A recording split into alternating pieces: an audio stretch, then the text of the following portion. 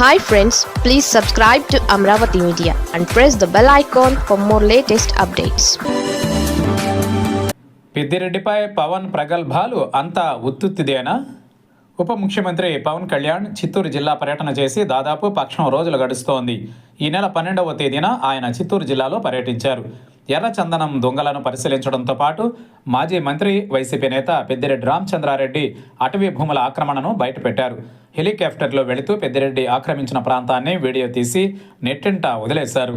మాజీ మంత్రి పెద్దిరెడ్డి దాదాపు 76.74 ఎకరాల అటవీ భూములను ఆక్రమించుకున్నారని ఆయన వీడియో ద్వారా చెప్పారు.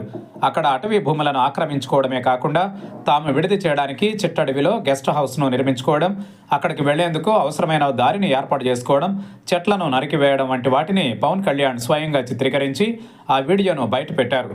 దీంతో మంగళంపల్లి అటవీ భూముల ఆక్రమణ విషయంలో అటవీ శాఖ అధికారులు చర్యలు తీసుకోవాలని ఆదేశించారు. అయితే పెద్దిరెడ్డి అప్పటికే దీనిపై హైకోర్టును ఆశ్రయించారు. మరొక వైపు మిథున్ రెడ్డి కూడా పవన్ కళ్యాణ్కు సవాల్ విసిరారు.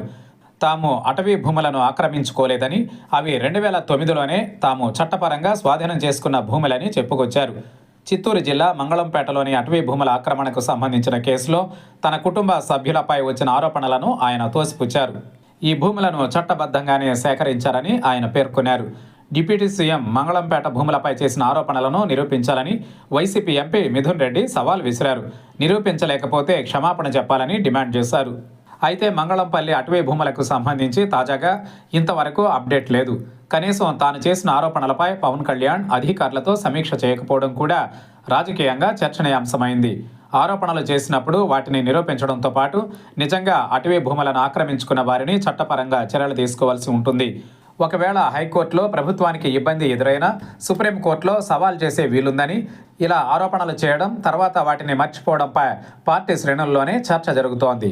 అటవీ భూములను ఆక్రమించుకునే వారిని ఎవరినైనా వదిలిపెట్టవద్దని అటవీ శాఖ అధికారులను ఆదేశించారు. అదే సమయంలో అటవీ భూములను భవిష్యత్ తరాలకు అందించాల్సిన బాధ్యత ప్రభుత్వంపై ఉందని పవన్ కళ్యాణ్ స్పష్టం చేశారు. మరి ఈ కేసు ఎక్కడ ఆగిందోనని జనసేన నేతలు భావిస్తున్నారు.